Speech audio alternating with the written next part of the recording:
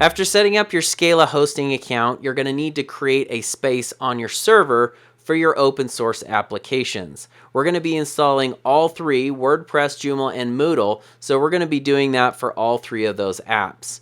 We're going to be using SPanel's file manager to upload and extract your app installation packages.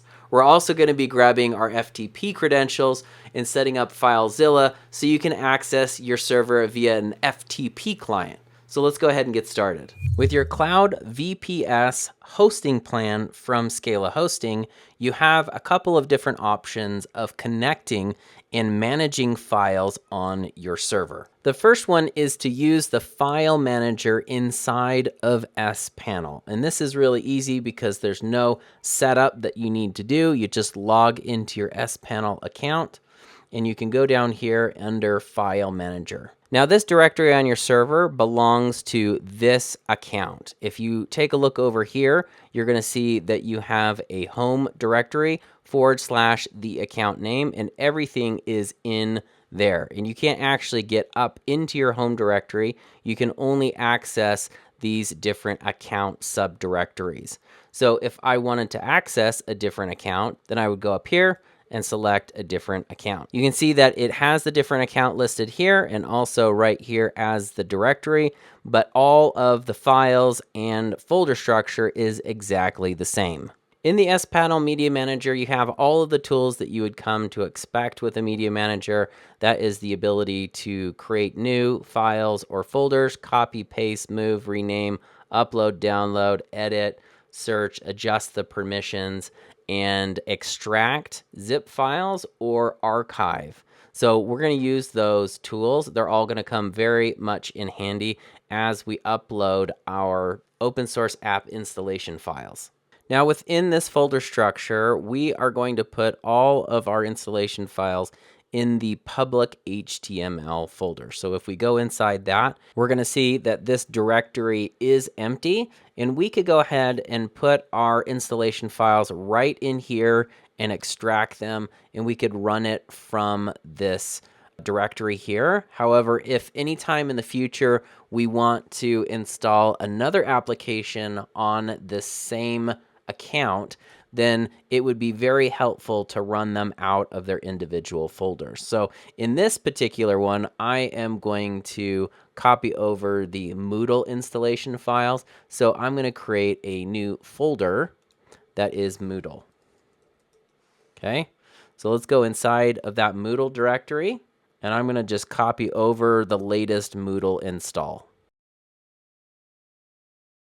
The Moodle file that I just copied over is actually zipped, and I can't install a zipped file, so I need to unarchive it. So to do that, I'm going to click on the file and click here to say extract. It's going to ask me where to put the directory, and so I'm just going to put it right there and set it to extract. As you can see here, when I extracted the installation files, it actually put everything inside of a Moodle folder. And I'm going to need all the contents of what's inside this Moodle folder to be on this level. So to do that, I'm going to click on this folder, and I'm going to select all of the contents here. And then I'm going to say move. I'm going to go up one directory, and then I'm going to paste it here. Now, I don't need that original Moodle directory, so just to keep things clean, I'm going to go ahead and select that, and then I'm going to go down here and select my installation file, and I'm going to go ahead and delete both of those. Some of these open source applications will unzip the directory and dump all of the files right where you tell it to, and sometimes it'll put it into a folder. I have had times where I've unarchived one of these installation files in a current directory that had another application, and it dropped all of the files in there, and I didn't know which files went to which application, and it was a total mess. I think it's always good practice to create the folder first, unzip it, and then move it if you need to. Now, all the files for Moodle are ready to be installed, but we also have Joomla and WordPress that we're going to be installing on the different accounts. So let's go ahead and access these different accounts and create our folders, copy over our files, extract them, and make sure they're all in the right place. You can see this is the same exact process that I'm doing for every open source application. That is putting a folder inside the public HTML folder, copying over the installation files, extracting them, making sure the installation files are in that base directory. Now that that's been completed for all of our open source applications that we're going to install, I want to show you an alternative method for accessing your files on your server using an FTP client. The application I'm going to be using is called FileZilla, which just so happens to be an open source application, of course, that you can download and install right now. But before we head over to FileZilla, I need to get some sign-in credentials. So I'm going to go ahead and go back here, and I'm going to click on FTP accounts. On this page, you can see your user that you set up and the document root folder that it has access to. You can create new users and you can specify which folders that they have access to. And you could do that if you wanted to share files. You could potentially give these credentials to someone so that they could have access to a single directory. But if we want to install our open source application, then we need to use this user. So let's go ahead and click down here and you're going to see some options. This change password, most likely since you set up this user, it automatically generated a password and you don't remember what that password is. That's totally fine because you can come in here and you can say change password. It's going to automatically generate a password for you. So you can pick a really hard one and just copy this here. And I'm going to go ahead and paste it in here. That's going to be our new password for our FTP access. And I'm going to go ahead and click change. So with that saved, I'm going to go back over here and say connect with an FTP client. This is going to give you everything that you need in order to access your server storage with an FTP client. All right, we have here on the right-hand side FileZilla, and just to quickly walk you through its interface, in the top window right here, it's going to be generating server messages. So as you're connecting, deleting, or copying files, it's going to give you updates here. On the left-hand side, these are your local files on your computer. And on the right-hand side, it's going to show you your remote files or the files on your server. In this bottom window, you're going to see all the files that you have queued either to upload, move, or delete.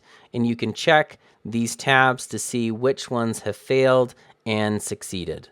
So let's go ahead and put in our FTP user account information so we can access the storage on our server. So to do this, I'm going to go over here to the top left-hand corner and click the Site Manager, where I can go over here and click New Site and name it. Now here on the right-hand side, I'm going to put in my user credentials. So here I have host. That's going to be this FTP server. So I'm going to go ahead and copy that, and I'm going to paste it right there. Here I need to copy over the port, which is 21. Under the encryption, you're going to use explicit FTP over TLS if available. And then you're going to have a normal login type, which is going to ask you for a username and a password. And so you have your username that you've created right here, and you have the password that you just changed for this user. So I'm going to go ahead and type it into there, and I'm going to click connect. So you can see all the server status messages here. You can see that I was able to connect over a TLS connection. I logged in successfully. It's retrieving the directory, and it has successfully listed that directory. So here on the right-hand side, you can see it has all those same folders that we saw over here in SPanel in their file manager. But now we can access these files through our FTP client. I just want to remind you that for every account that you set up, and we've set up 3 different accounts, one for Joomla, Moodle, and WordPress, you're going to have an FTP account set up inside of FileZilla for each one of those to access their directories. For security reasons, you can't create an FTP account for your home directory that's going to give you access to all of your accounts at the same time. You have to do them individually. In this video, I showed you how to use SPanel's file manager, how to upload and extract your open source installation files to the correct directory, how to access your server directories with FileZilla, an open source FTP client. Next, I'm going to be showing you how to set your domain directory, adjust your PHP version and settings, and create your MySQL databases in preparation for your app installations.